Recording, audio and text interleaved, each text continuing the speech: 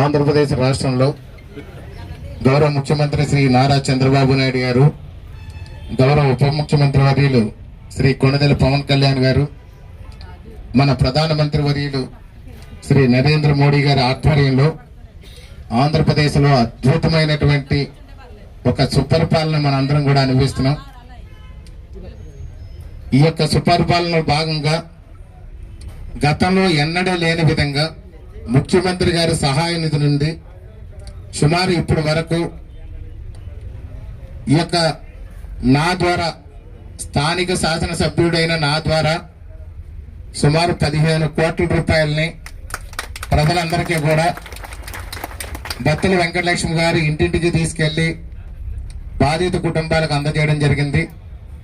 అదేవిధంగా మన రోడా chairman, Telugu Desam party జిల్లా ఇన్ఛార్జ్, రాజనగరం నియోజకవర్గం జిల్లా ఇన్ఛార్జ్ అయినటువంటి శ్రీ బొడ్డు వెంకటరమణ చౌదరి గారు కూడా ఈ యొక్క ముఖ్యమంత్రి సహాయ నిధి నుంచి వారు కూడా చెక్కులు ప్రతి ఇంటికి తీసుకెళ్లి చెక్కులు కూడా అందజేయడం జరుగుతుంది. ఒకేసారి తెలుగుదేశం తరఫున జిల్లా అధ్యక్షులుగా ఉన్నటువంటి బొడ్డు వెంకటరమణ చౌదరి గారు, అదేవిధంగా స్థానిక శాసనసభ్యుడినైన నేను, నా ద్వారా బత్తుల వెంకటలక్ష్మి గారు గతంలో ఎప్పుడు కూడా ముఖ్యమంత్రి సహాయ నిధి అంటే ఎవరికి తెలియని పరిస్థితి ఉంటే ఈరోజు ముఖ్యమంత్రి సహాయ నిధి నుంచి సుమారు 10% కుటుంబాలన్నీ కూడా ఈ యొక్క లబ్ధి పొందిరి అని చెప్పి గర్వంగా ఈరోజు మీ అందరికీ తెలియజేస్తున్నాను. మనం అనారోగ్యాలు పాలవకూడదని చెప్పి రాజనగరం నియోజకవర్గంలో ప్రతి ఒక్కరికి కూడా మంచి ఆరోగ్యాన్ని ఇవ్వాలని భగవంతుని ప్రార్థిస్తున్నాం. ఎవరైతే అనారోగ్యాలు పాలవుతున్నారో ఆరోగ్యశ్రీ ద్వారా కొంతమంది వైద్యం చేయించుకుంటున్నారు. కొంతమందికి కొన్ని ఆరోగ్యశ్రీలో కవర్ అయినటువంటి ఏదైతే ఉన్నాయో అవన్నీ కూడా వాళ్ళ వైద్యం చేయించుకున్న తర్వాత వారు అప్పులో చేసుకునో లేదా కష్టార్జితాన్ని ఖర్చు పెట్టుకునో చాలా ఇబ్బందులు పడి వైద్యం చేయించుకుంటే ఆ యొక్క బిల్లులు తీసుకుని స్థానిక నాయకులు, కార్యకర్తలు, జన సైనికుల ద్వారా బిల్లులన్నీ కూడా కలెక్ట్ చేసుకుని వారికి చెక్కులు ఇవ్వడం జరుగుతుంది. ఆ యొక్క ముఖ్యమంత్రి గారు కూడా ఎప్పటికప్పుడు స్పందిస్తూ ఇన్ టైంలో చెక్కులు అందాలి అని చెప్పి వారు కూడా చొరవతో పూర్తి స్థాయిలో ఎప్పటికప్పుడు నెల రోజుల లోపలే చెక్కులు వస్తున్నటువంటి విషయాన్ని మీ అందరికీ కూడా తెలియపరుస్తున్నాను. అదేవిధంగా చూస్తే మనకి ఇక్కడ రాజనగరం నియోజకవర్గంలో రఘునాథపురం గ్రామంలో కాకినాడ వెళుతున్నటువంటి కుటుంబీకుల్లో 5 మంది రోడ్డులో వడిసలేరు దగ్గర దుర్మరణం పాలయ్యారు. ఆ కుటుంబానికి కూడా ముఖ్యమంత్రి గారి దృష్టికి తీసుకెళ్లి ఒక్కొక్కరికి 3 లక్షల రూపాయల ఆర్థిక సాయం తరఫున 5 మందికి 15 లక్షల రూపాయల కుటుంబానికి అందజేయడం జరిగింది. అదే యాక్సిడెంట్ లో తీవ్రమైన గాయాలు తగిలి ఎవరైతే ఇబ్బంది పడి ఆవిడ వైద్యం చేయించుకున్నారో వారికి కూడా 2 లక్షల రూపాయలని వారికి కూడా ఆర్థిక సాయం కూడా అందజేయడం జరిగింది. అలాగే చూస్తే ఒక పాప కరిచి చనిపోతే గాదాడ గ్రామంలో ఆయన ఒక రైతు కూలి, చూడడానికి కూడా చిన్న పాకిళ్ళు ఉంది. అలాంటి వ్యక్తికి కూడా పాము కరిస్తే ముఖ్యమంత్రి గారి దృష్టికి తీసుకుని వెళితే 2 లక్షల రూపాయల కుటుంబానికి కూడా ఆర్థిక సాయం చేశారు ముఖ్యమంత్రి గారు. ఈ యొక్క ప్రభుత్వం పూర్తి స్థాయిలో బాధితుడి పక్షాన నిలబడి బాధితుడికి న్యాయం చేస్తూ ఆర్థిక భరోసాని, మనోస్థైర్యాన్ని కూడా నింపడంలో ముందంజలో ఉందని చెప్పి సందర్భం తెలియజేస్తున్నాం. ఏదైతే ఒక వ్యక్తి అత్యాశకు పడి కల్తీ జరిగినప్పుడు కూడా పాలను విక్రయిస్తే ఆ పాలు వల్ల ఇప్పటి వరకు 16 మంది చనిపోయారు. 16 మంది చనిపోతే ఈ యొక్క కూటమి ప్రభుత్వంలో ముఖ్యమంత్రి గారు, ఉప ముఖ్యమంత్రి గారు చొరవతో ఆ కుటుంబానికి పూర్తిగా వైద్యాలు చేయించడమే కాకుండా వారు చనిపోయినటువంటి కుటుంబానికి ఆర్థిక సాయంగా 10 లక్షల రూపాయలని ప్రతి ఇంటికి కూడా తీసుకెళ్లి ఇవ్వడం జరిగింది. ఇలాంటి అన్యాయాలు లేదా ఇలాంటి ఘటనలు జరగకూడదనేది గట్టిగా ఒక పక్కన చర్యలు తీసుకుంటూ మరొక పక్కన ఎవరైతే బాధిత కుటుంబాలు ఉన్నాయో వారందరినీ కూడా చక్కగా ఆదుకోవడంలో కూటమి ప్రభుత్వం చాలా ముందు చూపుతో, అదేవిధంగా ఎవరికి ఇబ్బంది లేని విధంగా ఆర్థిక భరోసాను కల్పిస్తూ సఫలమైనటువంటి ప్రభుత్వం ఒక ఎన్డీఏ కూటమి ప్రభుత్వాన్ని మీ అందరికీ కూడా తెలియజేస్తున్నాను. అదేవిధంగా చూస్తే సూపర్ శిక్షణ పథకాలు చక్కగా అమలు చేస్తున్నాం. అన్నదాత సుఖీభావ చక్కగా అమలు చేస్తున్నాం. తల్లికి వందన సక్రమంగా అమలు చేస్తున్నాం. ఉచిత ఇసుకను సక్రమంగా అమలు చేస్తున్నాం. సంవత్సరానికి మహిళలకు 3 సిలిండర్లు ఉచితంగా ఇస్తున్నాం. మహిళలకు ఉచితంగా బస్సులు ఇస్తున్నాం. అదేవిధంగా ఈరోజు వికలాంగులకు కూడా ఉచితంగా బస్సు ఏర్పాటు చేశాం. దాంతో పాటు చూస్తే ఈవేళ మరొక ముందడుగు వేస్తూ కూడా ఈ యొక్క నిరుద్యోగులకు ఉద్యోగ అవకాశాలు కల్పించడంలో కూడా మనం ముందంజలో ఉన్నాం. మనం అలాగానే చూసుకున్నట్లయితే ప్రభుత్వం వచ్చిన తర్వాత 16,000 వరకు డిఎస్సి ఉద్యోగాలు ఇచ్చారు. ఇప్పుడు 10,500 ఉద్యోగాలతో జాబ్ క్యాలెండర్ కూడా రిలీజ్ చేశారు. మన నిరుద్యోగుల పాలిట్ల వరంగా ఈ యొక్క కూటమి ప్రభుత్వం పనిచేస్తుంది. ప్రతి విషయంలోనూ కూడా గౌరవ ముఖ్యమంత్రి నారా చంద్రబాబు నాయుడు గారు కానివ్వండి, గౌరవ ఉప ముఖ్యమంత్రి వర్యులు కొణిదెల పవన్ కళ్యాణ్ గారు కానివ్వండి, హెచ్ఆర్డీ మంత్రి వర్యులు నారా లోకేష్ బాబు గారు కానివ్వండి, ఎప్పటికప్పుడు పూర్తి పర్యవేక్షణతో ఎక్కడ అవసరం ఉన్నాయో, ఎక్కడ కష్టాలు ఉన్నాయో, ఎక్కడ ఇబ్బందులు ఉన్నాయో అన్ని ఎప్పటికప్పుడు పరిగణలో తీసుకొని అభివృద్ధి ధ్యేయంగా ముందుకు రాష్ట్రాన్ని తీసుకెళ్తూ మరిన్ని కొత్త ప్రాజెక్టులో కలకల్లాడుతున్నటువంటి ప్రభుత్వం, ఈ యొక్క ప్రజల పక్షాన నిలబడినటువంటి ప్రభుత్వం ఎన్డీఏ కూటమి ప్రభుత్వానికి సందర్భం మరొకసారి గుర్తు చేస్తున్నాను. అదేవిధంగా చూస్తే రైతులకి ఏదైతే సాగునీరు ఉన్నదో ఎవరికి ఇబ్బంది పడకుండా సాగునీరు సక్రమంగా అమలు చేశాం. యూరియా సప్లై విషయంలో కూడా కొంతమంది అపోహలు సృష్టిస్తే ఎక్కడ యూరియా కొరత లేకుండా కూడా అందరికీ యూరియా చక్కగా అమలు చేసినటువంటి ప్రభుత్వం కూటమి ప్రభుత్వం.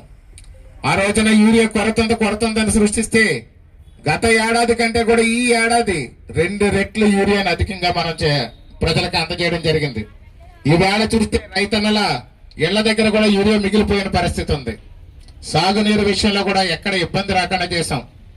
ఎక్కడ ఎలాంటి ఇబ్బందులు వచ్చినా తక్షణం మనం స్పందించి మంచి సర్వీస్ని అందిస్తున్నాం.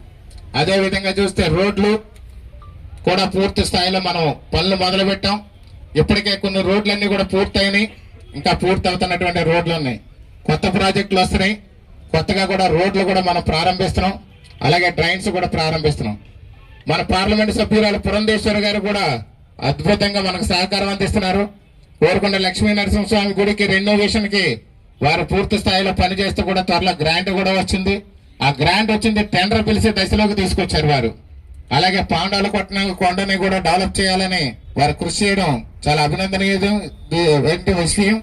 అదేవిధంగా ఒక మంచి zoo park, world class zoo park కూడా మన నియోజకవర్గానికి తీసుకొచ్చే పనిలో మన ఎంపీ పురంధేశ్వర్ గారు ఉండడం కూడా వారిని నేను ఎంతో మన సభాపూర్వకంగా వారికి ధన్యవాదాలు తెలియజేస్తున్నాను.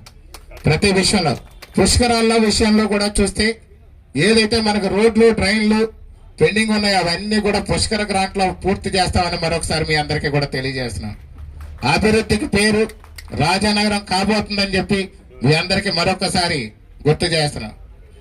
ఏదో అభివృద్ధి దానికి మనం నాందైతే కొంతమంది వారి యొక్క సొంత ఆలోచనలతో దీన్ని తప్పుదారి పడుతూ ప్రజలను తప్పుదారి పట్టించడానికి ప్రయత్నిస్తున్నారు. అవన్నీ పట్టించుకోవడానికి కాదు. అధర్మం వైపు వారు నిలబడితే ధర్మం వైపు నేను నిలబడ్డాను. నేను ఆ రోజున ప్రతిపక్షంలో కూడా పోరాడాం, నిలబడ్డాం, తలపడ్డాం. ఎన్ని కేసులు వచ్చినా, ఎన్ని అవమానాలు వచ్చినా, ఎంత బెదిరించినా, కొట్లాటకు వచ్చినా చంపేస్తామన్నా నిలబడ్డాం. ఆ వేళ కూడా ధర్మం కోసమే నిలబడ్డాం. ఈ రోజు మళ్ళీ బెదిరింపులు మొదలైనవి. ఎన్ని బెదిరించినా ధర్మం వైపే నిలబడతాం, ప్రజల వైపు నిలబడతాం. ప్రాణ త్యాగాలకైనా సిద్ధమవుతామేమో గాని ధర్మాన్ని మాత్రం వినమని చెప్పి మరోసారి ఈ సందర్భంగా తెలియజేస్తున్నాం. ఒక విషయం అందరికీ చెప్పాలి. ఆడవాళ్ళ పట్ల గౌరవం లేని వాళ్ళు ఆడవాళ్ళ గురించి మాత్రం మాట్లాడతారు. ఒక నాయకుడి గురించి మనం మాట్లాడితే మనం భార్యకి, తల్లికి, తోడబుట్టిన దానికి, కడుపును పుట్టిన బిడ్డకి ఎంత గౌరవిస్తామో మనందరికీ తెలుసు. కొంగు జాచి వసువులకు పాల్పడుతుందని చెప్పి బత్తల వెంకటలక్ష్మిని మాట్లాడడం ఎంత దురదృష్టకరం ఒక్కసారి ఆలోచించారు. చాలా మంది అది నిరూపించమని అడిగితే వాళ్ళు వేరే డైవర్షన్ లో తీసుకెళ్తున్నారు. ఆ యొక్క డైవర్షన్ వాళ్ళకే వదిలేస్తున్నాం. బత్తుల వెంకటలక్ష్మి కొంగు జాచి వసూళ్ల పర్వం. మరొకసారి అందరికీ కూడా తెలియజేస్తున్నాం, ఆవిడ ఎప్పుడు ఏ అధికారితోని మాట్లాడలేదు, ఏ అధికారి దగ్గరికి వెళ్ళి ఏది మాట్లాడదు, ఎప్పుడు కూడా ఏ అధికారిని కూడా ఏది కూడా ఆవిడ కనీసం రిక్వెస్ట్ కూడా చేయరు. కేవలం ఒక వైద్యం విషయంలో డాక్టర్ల దగ్గరికి వెళ్ళి మాత్రం మాట్లాడతారు. అలాగే ముఖ్యమంత్రి సహాయ నిధికి కొంతమంది చెప్తున్నారు ఏదో బత్తుల వెంకటలక్ష్మి గవర్నమెంట్ ప్రోగ్రాం చేస్తున్నారు అని చెప్పి. అది గవర్నమెంట్ ప్రోగ్రాం అయినప్పటికీ ఈ యొక్క ముఖ్యమంత్రి సహాయ నిధి నుంచి అటు బొడ్డు వెంకటరమణ చౌదరి గారు ఇవ్వడానికి పర్మిషన్ ఉంది, అటు వారు ఇస్తున్నారు తెలుగుదేశం పార్టీ నుంచి, జనసేన పార్టీ నుంచి నేనైతే అభివృద్ధిలో ముందంజలో ఉండాలని ఫైళ్లు పట్టుకుని పేపర్లు పట్టుకుని గట్టిగా అసెంబ్లీ చుట్టూరు, సెక్రటరియట్ చుట్టూరు, ప్రభుత్వ అధికారుల చుట్టూరు, యంత్రాంగాల చుట్టూరు నేను తిరగడం వల్ల లేట్ అవుతుంది. ఒకేసారి అందరిని ఒక చోటకి పిలిస్తే వాళ్ళందరూ కూడా ట్రాన్స్పోర్ట్ ఖర్చులు అవుతాయి, ఆ ఇల్లు వదిలేసి వాళ్ళందరూ కూడా పని మానుకుని రావాలని చెప్పి బొత్తల వెంకటలక్ష్మి గారు ఇంటికి తీసుకెళ్లి ఆప్యాయతగా పలకరించి అనురాగం మమకారం వాళ్ళ పట్ల చూపించి చెక్కి తీసుకెళ్లి వాళ్ళకి అందిస్తే చూడలేనటువంటి కొంతమంది దుర్మార్గులు తప్పుడు ప్రచారాలు చేస్తున్నారు. ఆ యొక్క తప్పుడు ప్రచారాలకి వాళ్ళ నిబద్ధతకే వదిలేస్తున్నాను నేను. చెక్ తీసుకెళ్లి ఇంటికి ఇస్తే ఇందులో తప్పేంటండి? దారి ఛార్జీలు పోయి ఎండా కొండను పడి ఎంతమంది రావాలా? చెక్ తీసుకెళ్లి ఇంటికి ఇస్తుంది ఆవిడ పెట్రోల్, ఆవిడ డీజిల్ కొట్టించుకుని డ్రైవర్ని పెట్టుకుని కారు వేసుకుని ఆవిడ తినకపోయినా వెళ్లి ఉదయం మొదలుపెట్టి సాయంత్రం వరకు గడప గడపకి వెళ్లి ఆ చెక్కులు అందజేస్తే మీకు అది తప్పులా కనిపించింది అని అంటే అది మీరే మరొకసారి ఆలోచించుకోవాలి. ఆపదల్లోనే అనారోగ్యాలు బారిన పడి చనిపోయిన కుటుంబాలను ఓదార్చడానికి ఇంటికి వెళ్తే ఆవిడ చేస్తున్న తప్పు అయితే అది మీ నిబద్ధతకే వదిలేస్తున్నాను నేను. అదే విధంగా చూస్తే ఇంకా ఏదో చెప్తున్నారు. మొన్న ఎవరో ఒక మీడియా మిత్రులు రాశారు, ఆ మీడియా మిత్రులు గవర్నమెంట్ ప్రోగ్రాలకి బత్తల వెంకటలక్ష్మి గారు ఆవిడ హాజరవుతున్నారని. ఎప్పుడు గవర్నమెంట్ ప్రోగ్రాలకి ఎప్పుడు కూడా ఆవిడ హాజరు కాలేదు. హాజరు అయితే ఒక కార్యకర్తగా, ఒక జన సైనికుల్లో ఉన్నటువంటి ఒక వీర మహిళలుగా వచ్చారేమో గాని ఎక్కడా కూడా ప్రభుత్వ కార్యక్రమాలకు ఆవిడ డైరెక్ట్ గా ఆవిడ ఓపెనింగ్లకు వెళ్ళిన పరిస్థితి ఎక్కడా లేదు. ఏదైతే సీతానగరం పూట ఒక మీడియా మిత్రులు రాశారు, సీతానగరంలో ఒక కత్తిరి పట్టుకుంటే ఒక చోట ఓపెనింగ్ చేశారు.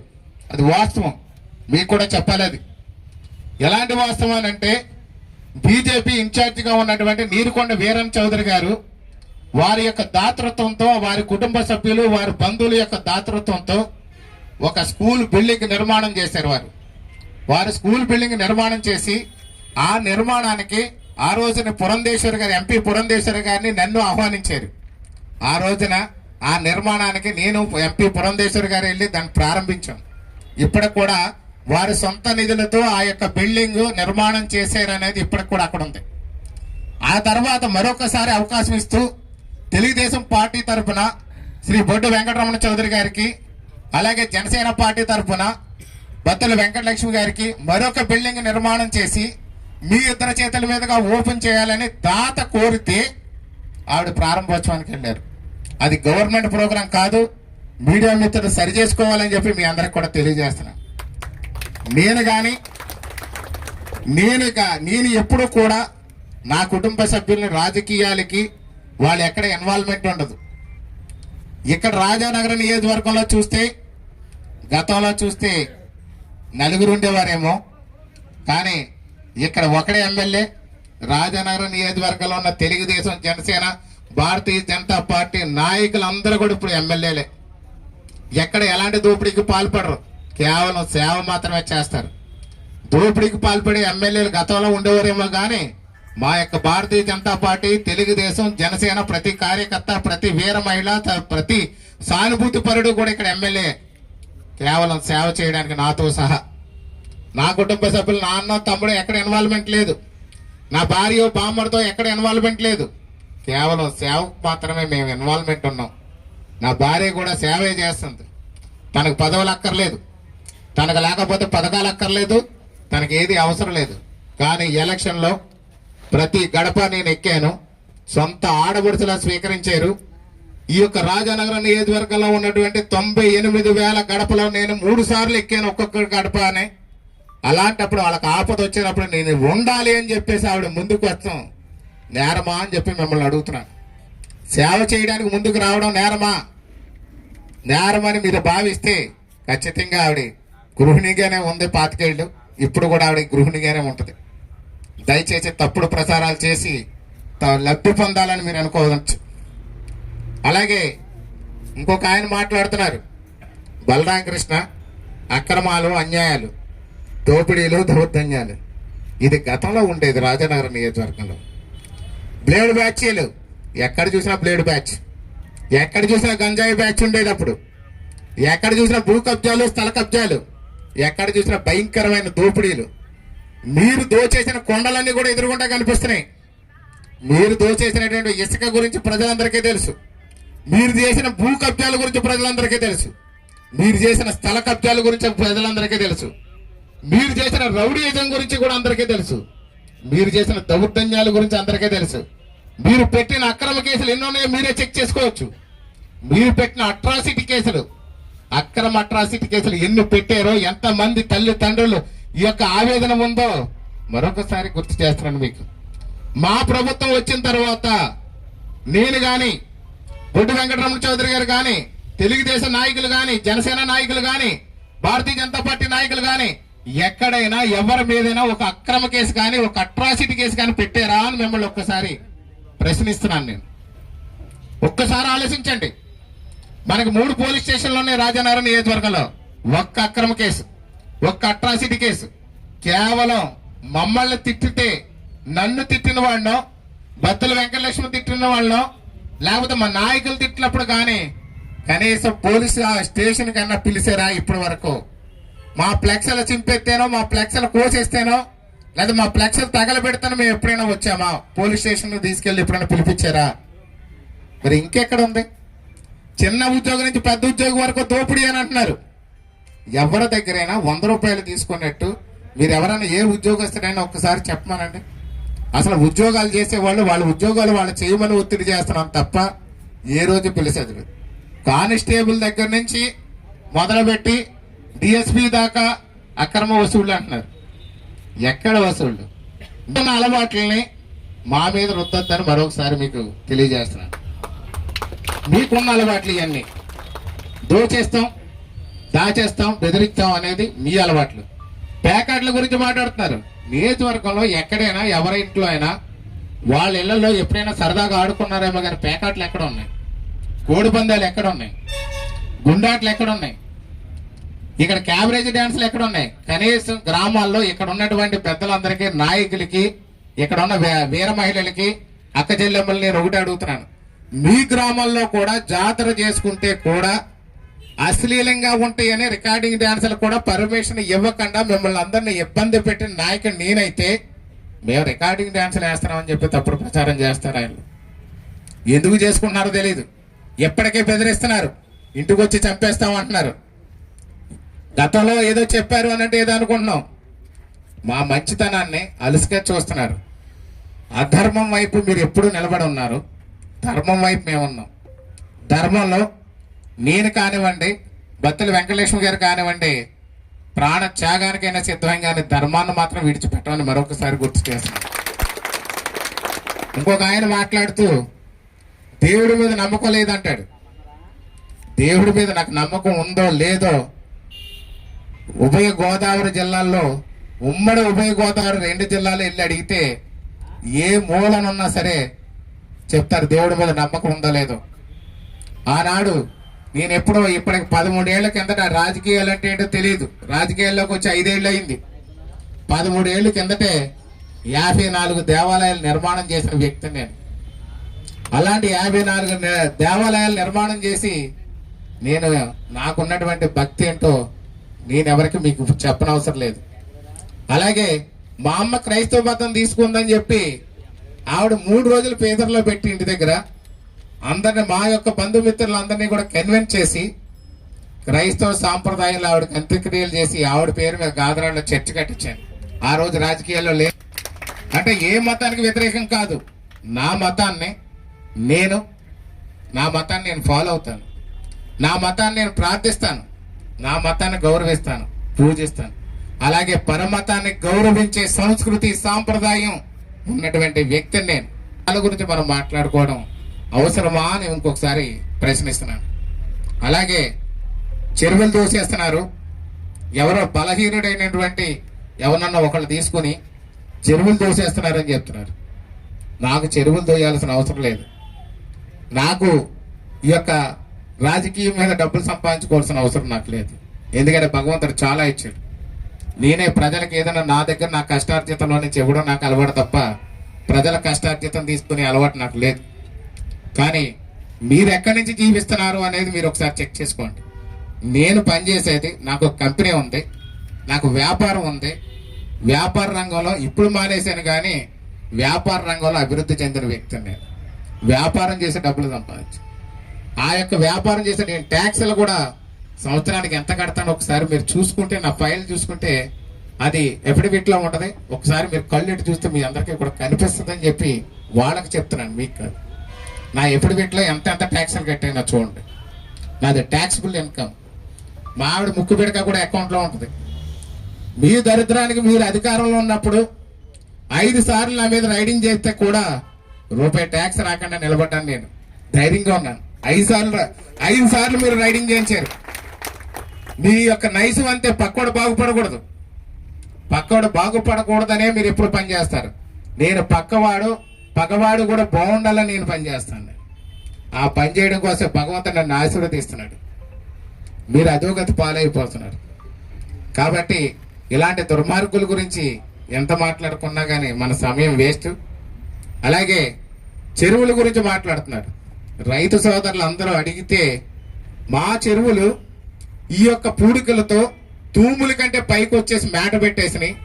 ఈ చెరువులు పూడికలు తీయాల్సిన అవసరం ఉందని చెప్పి ఆ చెరువు వెనకాల ఉన్నటువంటి ఆయకట్టు రైతులు అందరూ వచ్చి నన్ను మాట్లాడినప్పుడు, సరే దీన్ని ఇరిగేషన్ డిపార్ట్మెంట్తో మాట్లాడి రూల్ పొజిషన్ ఏంటో తెలుసుకుని ఆ చెరువులకు పర్మిషన్ ఇవ్వండి, రైతుల కోరిక మీదకే అని చెప్పాను తప్ప ఆ చెరువుల్లో వచ్చే దాని గురించి మేము ఆశించేదేం లేదు. మా కూటమిలో ఉన్న ఒక బలహీనుడు మాట్లాడిన మాటకి మీరు దాన్ని ఏదో ఎంతో ట్రోల్ చేసుకున్నారు. ఎంత చేసినా రైతుల అవసరం కోసం. నేను ఒక రైతు పెట్టిన చెరువులో నీళ్లు లేకపోతే ఆ చెరువు పంట పండదు. ఈవేళ చెరువులో స్టోరేజ్ కెపాసిటీ లేక వెనకాల మొక్కజొన్న ఎండిపోతుందని చెప్పి ములగాడ రైతులందరూ కూడా ఇప్పుడు కూడా వచ్చి మాట్లాడుతున్నారు. ఈరోజు వెస్ట్ గోదావరి రైతులందరూ వచ్చి మా పంటలు ఎండిపోతున్నాయి, స్టోరేజ్ కెపాసిటీ లేకపోవడం వల్ల దయచేసి ఆ చెరువు తవ్వి మట్టి బయట పోయడానికి అవకాశం ఇవ్వండి అని చెప్పి. లాస్ట్ ఇయర్ చూస్తే గాదరాడలో చీరలోడు చెరువు ఫిషర్మెన్ సొసైటీ తరఫున ఆ తెలుగుదేశం పార్టీ నుంచి కార్యకర్త అయిన నాయకుడైనటువంటి మన్నీ గారు ఇక్కడే ఉన్నారు. వారు ఒక పక్కన ఫిషర్మెన్ సొసైటీ చైర్మన్ గా వారు వచ్చారు. అలాగే చెరువు వెనకాల రైతులు ఎవరైతే ఉన్నారో అర్బోలు వెంకటన్ ఇక్కడే ఉన్నాడు. సో వాళ్ళ రైతులందరూ వచ్చి ఇద్దరు గొడవ పడ్డారు. ఇరిగేషన్ డిపార్ట్మెంట్ మేము కూర్చోబెడితే తూముల పైకి ఎక్కేసరి కాబట్టి తూము తీయకూడదు అని చెప్పి ఫిషర్మెన్ సొసైటీ వాళ్ళు, అసలు వెనకాల పంటలు ఎండిపోతున్నాయి, మాకు నీరు ఇవ్వకపోతే మా పంటలు పోతే మేము నష్టపోతామని చెప్పి రైతులు గొడవ పెడితే ఏం చేయాలో అర్థం కాక ఏం చేయాలో నెక్స్ట్ ఇయర్ ఆలోచిద్దామని చెప్పేసి ఆ చెరువు కానీ పూడికి కానీ తీసినట్లయితే ఆ తూము లెవెల్ కంటే కూడా ఒక 3 అడుగులు కానీ కిందకి కానీ ఉన్నట్లయితే నీరు ఆ యొక్క తూము కిందకి 3 అడుగులు లోతు కానీ చెరువు ఉంటే ఆ యొక్క స్టోరేజ్ పెరుగుద్ది. ఫిషర్మెన్ సొసైటీ వాళ్ళకి చేపల గురించి ఇబ్బంది ఉండదు. తూము వచ్చినంతసేపు వెనకాల రైతు సోదరులు వాడుకునేది ఉంటదని ఆ రోజు నిర్ణయం తీసుకుంటే దాన్ని అమలు చేయడం కోసం మనం చేస్తుంటే చెరువులు దవ్వేశారు, ఏదో దవ్వేశారు అని అంటారు. కొండలు ఎక్కడ దవ్వారు? ఈవేళ తుంగపాడు, అక్కడ కొండగుంటూరు, ఈ ప్రాంతాల్లో తోకాడ, ఈ ప్రాంతాల్లో తవ్వినటువంటి ఏదైతే మీరు ఈ యొక్క కొండలు ఉన్నాయో అవి మీరిచ్చిన పర్మిషన్స్. అవి కావాలి అని అంటే పేపర్లు అందుబాటులో ఉన్నాయి, చూసుకోండి. మీరిచ్చిన పర్మిషన్లో, మీ ప్రభుత్వం ఉన్నప్పుడు ఇచ్చిన పర్మిషన్లే వాళ్ళు ఇప్పటికీ తోలుకుంటున్నారు. మీరిచ్చినటువంటి అవకాశాన్ని ఈవేళ వాళ్ళు వాడుకుంటున్నారు తప్ప మేము వచ్చిన తర్వాత కొత్తగా ఒక్క పర్మిషన్ కూడా ఇవ్వలేదు. కావాలంటే చెక్ చేసుకోండి. అలాగే తోకాడ చెరువు ఎంత భయానకంగా తవ్వేశారండి. దేనికి తవ్వారు మీరు? ములగాడ చెరువు మీ ప్రభుత్వంలో మీరు ఎంత తవ్వారు ఆలోచించండి. రాఘవపురం చెరువు మీరు ఎంత తవ్వారు? ఎవడ అక్రమాలు పెడతావు, ఎవడ బాగోతాలు ఇక్కడ. ఈవేళ ఏదేదో మాట్లాడేస్తున్నారు, భయపెట్టేస్తారు మమ్మల్ని. భయపడిపోతే మేమేమన్నా ఇక్కడి నుంచి కనపడకుండా పోయి పాకిస్తాన్ వెళ్ళి దాక్కుంటామా? ఒక్కొక్క జన సైనికుడు ఒక్కసారి విడిచిపెడితే ఎలా ఉంటారో ఒకసారి నీకు చూడాలనిపిస్తే మాత్రం ఖచ్చితంగా చూపిస్తాం. కానీ ధర్మం వైపు నిలబడడానికి మా యొక్క గౌరవ ముఖ్యమంత్రి నారా చంద్రబాబు నాయుడు గారు గౌరవ ఉప ముఖ్యమంత్రి వర్యులు కొణిదెల పవన్ కళ్యాణ్ గారు మమ్మల్ని శాసిస్తున్నారు. వారి యొక్క ఆదేశానుసారం వారి అడుగుజాడల్లో నడవడం కోసం ఏ తప్పు చేయకుండా, ఎక్కడ ఎలాంటి దౌర్జన్యాలు జరగకుండా, ఎక్కడ ఎలాంటి అల్లర్లు జరగకుండా ప్రశాంతమైన వాతావరణంలో రాజానగరం నియోజకవర్గం ఉండాలని నిరంతరం కష్టపడుతున్నాం. ఈ యొక్క ఎక్కడ మీరు ఏదో చేస్తాము, చంపేస్తాము, రోడ్ల మీదకి ఈడ్చుకొస్తాము, లేదా ఏదో చేస్తాము అని అంటే ఖచ్చితంగా మాత్రం ఈ యొక్క ప్రభుత్వం ఊరుకోదు అని చెప్పి మరొకసారి తెలియజేస్తున్నాం. ఎందుకంటే మీకు మీ ఇంట్లో ఎంతమంది ఆడవాళ్ళు ఉన్నారో ఒకసారి చెక్ చేసుకోండి. మీ ఇంట్లో మాట్లాడే ముందు మీ ఇంట్లో నాకులాగే మీకు కడుపును పెట్టిన 2 ఆడపిల్లలు ఉన్నారు, భార్య ఉంది, తోడబుట్టిన వాళ్ళు ఉన్నారు, కన్నవాళ్ళు ఉన్నారు, వాళ్ళు కన్నవాళ్ళని కూడా ఉన్నారు. ఆడవాళ్ళు అనే ముందు ఆలోచించండి. ఎందుకంటే మనం ఆలోచించాలి. ఒక బీసీ మహిళ ఎమ్మెల్యేగా ఉన్నటువంటి ఒక ఆవిడ్ని జుట్టు పట్టుకుని రోడ్డు మీదకి ఈడ్చుకొచ్చి కొడతాము, నీ యొక్క అంతు చూస్తాము అని అంటే ప్రజలు చూస్తూ ఊరుకోరు. ఒక ఎమ్మెల్యేని బీసీ మహిళ, బడుగు బలహీన వర్గాలకు చెందినటువంటి ఒక బీసీ మహిళని, రజక కుటుంబానికి చెందినటువంటి ఒక మహిళని, ఎమ్మెల్యే శాసనసభ్యురాల్ని మీరు రోడ్డు మీదకి జుట్టు పట్టుకుని ఈడ్చుకొస్తాను అనే, కొడతాను అనే మీరు మాట్లాడిన మాటలో ఒకసారి ఆలోచించుకోండి. గతంలో చూస్తే గంటా స్వరూప గారిని, ప్రియా సౌజన్య గారిని, నాగమానస గారిని కూడా లకారాలు బట్టి మీరు రాజుల్లో మాట్లాడిన విషయం కూడా గుర్తు చేసుకోండి. మన ఇంట్లో ఆడవాళ్ళ పరిస్థితి ఏంటి. అలాగే ఈరోజు బత్తల వెంకటలక్ష్మి కొంగు జాచడం అని అంటే మన భారతీయ సాంప్రదాయంలో, ముఖ్యంగా ఆంధ్రుల సాంప్రదాయంలో కొంగు దాచడం అని అంటే పుట్టింటి దగ్గర ఒక్కసారి కొంగు దాచుతారు, పుట్టింట్లో పసుపు కుంకాల కోసం కొంగు దాచుతారు, అత్తింట్లో ఈ యొక్క ఏదైతే బియ్యం వేస్తారో పెళ్ళయిన తర్వాత ప్రతి ఇంట్లో వాళ్ళ కుటుంబీకుల్లో దాన్ని ఏమంటారు, ఒడి బియ్యం జల్లితాక కొంగు పెట్టుకుంటారు. దేవస్థానాల్లో దేవుడి దగ్గరికి వెళ్ళిన తర్వాత ఆశీర్వచనం తీసుకునేటప్పుడు కొంగు దాస్తారు. మహిళల్ని ఎవరిని కొంగు జాచేరు అనే మాట, కొంగు జాచేరు, చెంగి జాచేరు, కాలు జారేరు ఇలాంటి మాటలు మాట్లాడకూడదు. మరి నీ విజ్ఞానం ఎంతవరకు ఉందో నాకు తెలియదు, కానీ ఆ మాట మాట్లాడకూడదు. మీ అమ్మగారిని ఎప్పుడు నేను ఏ మాట మాట్లాడలేదు. ఆవిడ నీకు తల్లి, నాకు కూడా తల్లి లాంటిది. నేను ఎప్పుడు ఏం మాట్లాడలేదు ఆవిడని. అలాగే ఎప్పుడు కూడా ఆడవారిని ఎక్కడ నేనేమీ మాట్లాడలేదు. నీ తండ్రి గారి పట్ల నాకు కానీ పవన్ కళ్యాణ్ గారికి కానీ అద్భుతమైన గౌరవం ఉంది మాకు. పవన్ కళ్యాణ్ గారు కూడా చెప్పారు ఇదే ఎదురుగుండా ఇక్కడ మీటింగ్లో, తండ్రి గారి యొక్క అభిమానం మా అందరి మీద ఉంది. కానీ ఆ తండ్రికి పుట్టిన పుత్రుడు పండిత పుత్ర పరమ సొంటలాగా ఉంటే మాత్రం ప్రజలు ఆమోదించరని చెప్పి మరొకసారి మీకు గుర్తు చేస్తున్నాను. కొంతమంది కాపు నాయకులు ఎక్కడో మాట్లాడారు, బహుశా సీతానగరం మండలం అనుకుంటా, మీరు దళితులకి శిరోమండలం చేసి దళితుల్ని హింసించి ఈవేళ ప్రెస్ మీట్ దేనికి పెడుతున్నారు? మీ భార్యల్ని, మీ అమ్మల్ని, మీ చెల్లెల్ని, మీ కూతుర్ని ఇలాగే కొంగు దాచేడు అనే ఒక మగాడు అని అంటే మీరేం చేస్తారో ఒక్కసారి ఆలోచించండి. నేను మాట్లాడింది తప్పు అని మీ అందరికి అనిపిస్తే అప్పుడు నేను కూడా తప్పుగా భావిస్తాను. కానీ ఇదే అవమానం మీ భార్య విషయంలో మీకు జరిగితే, మీ కూతురి విషయంలో జరిగితే, తోడబుట్టిన దాని విషయంలో జరిగితే ఇది కరెక్ట్ అని మీరు సమర్థించిన రోజు నా మాట ఏదైనా పొరపాటు మాట్లాడితే వెనక్కి తీసుకోవడానికి సిద్ధంగా ఉన్నానని చెప్పి మరొకసారి తెలియజేస్తూ, ఎన్డీఏ కూటమి ముఖ్యంగా అందరికీ చెప్పాలి, నువ్వు విచ్ఛిన్నం చేయాలని తెలుగుదేశం ఓ పక్కన తెలుగుదేశం వాళ్ళతో మంత్రాలు చేస్తున్నావు, తెలుగుదేశంలో బలహీనులైనటువంటి వారిని మంత్రాలు చేసి నీ వైపు తిప్పుకోవడానికి ప్రయత్నం చేస్తున్నావు. మరోవైపు జనసేనలో మంత్రాలు చేస్తున్నావు, జనసేన వాళ్ళు తిప్పుకుందామని. ఈ విధంగా ఆలోచిస్తూ అంటే ఈ యొక్క కూటమిని విచ్ఛిన్నం చేయాలని నువ్వు పెట్టుకున్న కంకణం, నువ్వు పెట్టుకున్నటువంటి ఆ యొక్క దుర్మార్గపు ఆలోచనకి తెలుగుదేశం నాయకులు ఎవరు విశ్వసించరు. కనపడితే గౌరవంగా మాట్లాడతారేమో కానీ ఆ యొక్క తెలుగుదేశం నాయకులకు ఉన్న డిసిప్లిన్, వాళ్ళకు ఉన్నటువంటి అనుభవం, క్రమశిక్షణ, ట్రైనింగ్ చాలా డిఫరెంట్గా ఉంటుంది. నవ్వు నీ మొహాన్ని పడేస్తారేమో కానీ వీళ్ళు ఎవరు నీకు సపోర్ట్ చేయరు. జన సైనికుల విషయానికి వస్తే వాళ్ళ జన సైనికులు పోనీలు ఆడుకోవడం పని వచ్చినప్పుడు చూద్దాం అనుకుంటారు. పని వచ్చినప్పుడు సత్తా చూపించేవాళ్ళే జన సైనికులు, వీర మహిళలు. ఉత్తిన ఊరక మాత్రం ఉండరు మా వాళ్ళు. పని వచ్చిందంటే దుమ్ము దులిపేస్తారు, తుక్కు లెగ్గొట్టేస్తారు.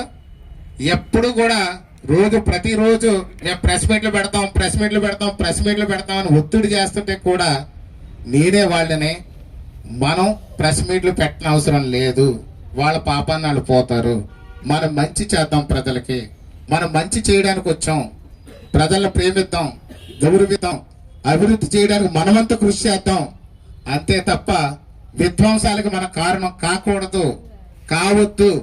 ఎక్కడ కూడా మీరు ఎవరు కూడా సహనాన్ని ప్రదర్శించండి తప్ప మీరు అసహనాన్ని మాత్రం బయటికి రానివ్వద్దని చెప్పి జన సైనికుల్ని, వీర మహిళల్ని కోరాను.